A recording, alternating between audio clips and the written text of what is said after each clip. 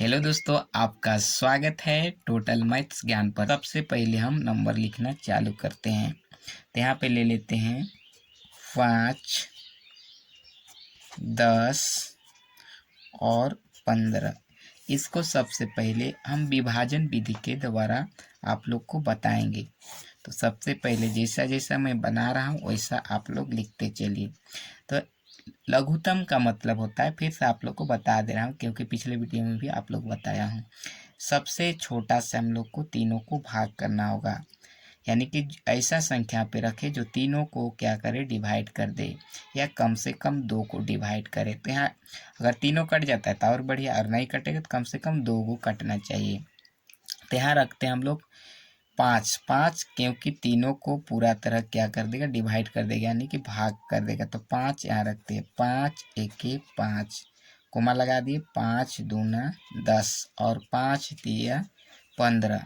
अब देखिए ये क्या होगा, अगर ये जो देख रहे हैं ये तीनों हम लोग का क्या कट जाएगा। अब यहाँ तीनों तो अलग अलग नंबर हो गया तो कटेगा नहीं, तो हम लोग का लघुत्तम कितना हो जाएगा, यही हम लोग का यहाँ साइड में जो आ रहा है उसको गुना कर देंगे, वही हम लोग का लघुत्तम। तो 5 गुना 1 और गुना 2 और गुना कितना है यहाँ पे 3। तो हम लोग का लघुत्तम कितना हो जाएगा यहाँ पे 5 एके 5, 5 दूनी 10 और 10 दिया कितना हो गया 30। ये हम लोग का आंसर हो गया, यानी कि उत्तर एलसीएम आया है। लघुत्तम भी बोल सकते हैं, लसा भी बोलते हैं।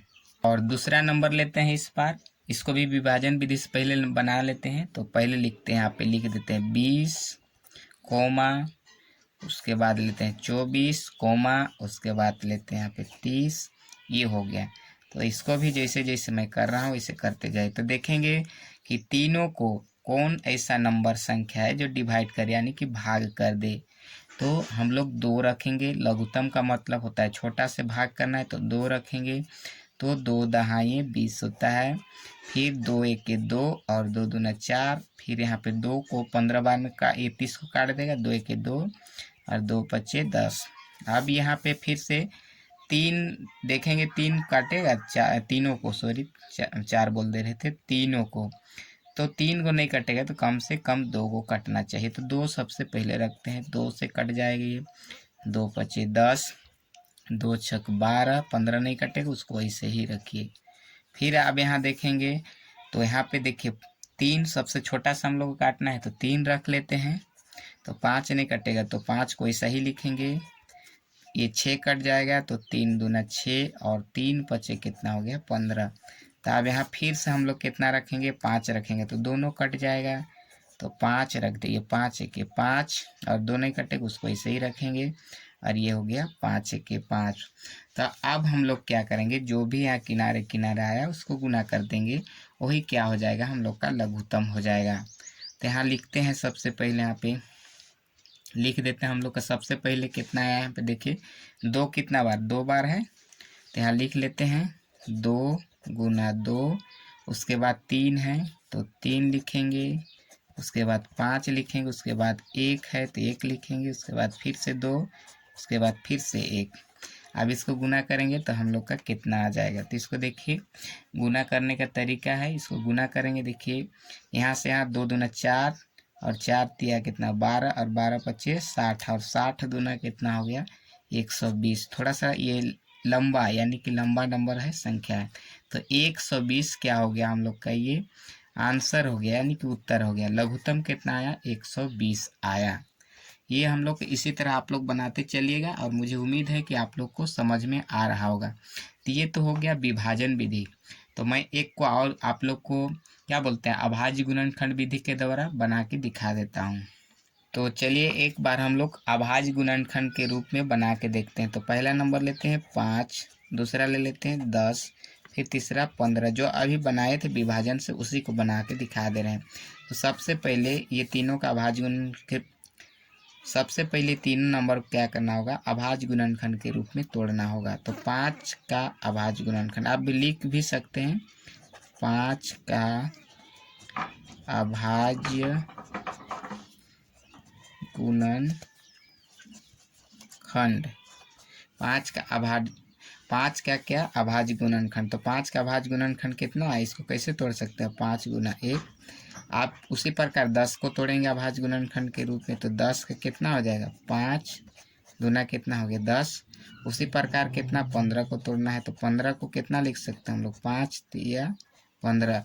अब इसको देखिए 15 कितना लिख सकते हैं 5 तिया 15। आप तीनों में हम लोग का कॉमन क्या है यानी कि समान क्या है, तो 5 तीनों में शामिल है।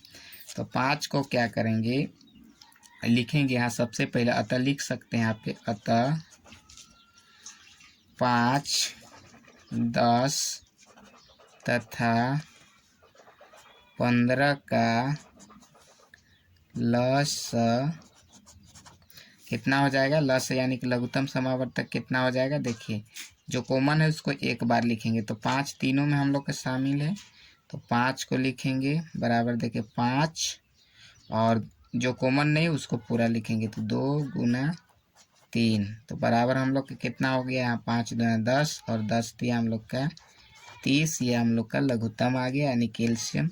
ये हम लोग का क्या हो गया आंसर हो गया। मुझे उम्मीद है कि आप लोग को समझ में आ रहा होगा, और समझ में नहीं आएगा तो वीडियो पर कमेंट कर दीजिएगा। तो चलिए अब हम लोग महत्तम समावर्तक निकालते हैं। तो सबसे पहले नंबर ले लेते हैं 9 और ले लेते हैं 12। तो सबसे पहले ये छोटा नंबर ही आप लोग को समझाने के लिए रहा हूँ। सबसे पहले हम लोग क्या करते हैं, विभाजन विधि से मैं आप लोग को बताता हूँ। तो ये सबसे पहले विभाजन यानी कि भाग विधि से, तो इसको सबसे पहले लिखेंगे 9 से 12 को हम लोग को भाग देना पड़ेगा। तो ये भाग की तरह है लेकिन थोड़ा सा अंतर है। तो 9 एक एक कितना हो जाएगा 9, और घटाएंगे तो कितना बच जाएगा हम लोग का 12 में 9 तो 3। अब यहाँ जो भाजक है उसको यहाँ पे रखेंगे, फिर 3 का पहाड़ा यानी 3 बार, तो 3 तिया कितना हो गया 9। तो हम लोग का महत्तम समावर्तक जो लास्ट भाजक होता है वही होता है। तो 3 हम लोग का क्या है महत्तम समावर्तक, किसका किसका है, तो यहाँ लिख देंगे आंसर में, लिख सकते हैं हम लोग, अतः 9 तथा 12 का मौस भी लिख सकते हैं या HCF भी लिख सकते हैं। तो 9 तथा 12 का मौस कितना है हम लोग का, बराबर देके कितना आया हम लोग का 3 आया। तो 3 ये हम लोग का आंसर हो गया यानी कि उत्तर। इस बार नंबर लेते हैं 7 और क्या ले लेते हैं 14। अब इसको भाग करेंगे तो ये इसको हम लोग जब भाग करेंगे तो इसको, ये तो छोटा नंबर है तो आसानी से आप निकाल सकते हैं। यहाँ पे लेते हैं 7 और हम लोग क्या लिख दिए यहाँ पे 14। अब इसको भाग करेंगे तो पूरी तरह कट जाएगा यानी कि 7 दूना कितना हो जाएगा 14। तो इसका हम लोग का महत्तम समावर्तक कितना हो गया 7, क्योंकि ये पूरी तरह से काट दिया। तो हम लोग लिख सकते हैं आंसर में, अतः 7 तथा 14 का HCF कितना है हम लोग का, कितना है 7। तो 7 हम लोग का क्या हो जाएगा आंसर हो जाएगा यानी कि उत्तर हो जाएगा। तो अभाज्य गुणनखंड विधि के द्वारा देखते हैं, थोड़ा सा बड़ा नंबर लेते हैं। यहाँ पे ले लेते हैं 6 15 24। यहाँ पे नंबर लेते हैं, देखिए कितना लिए 6 15 24। इसको हम लोग अभाज्य गुणनखंड के रूप में तोड़ेंगे सबसे पहले। तो 6 को हम लोग का अभाज्य गुणनखंड के रूप में तोड़ेंगे तो कैसे तोड़ेंगे, ऐसा हम लोग लिख भी सकते हैं। जैसे यहाँ लिख सकते हैं 6 का अभाज्य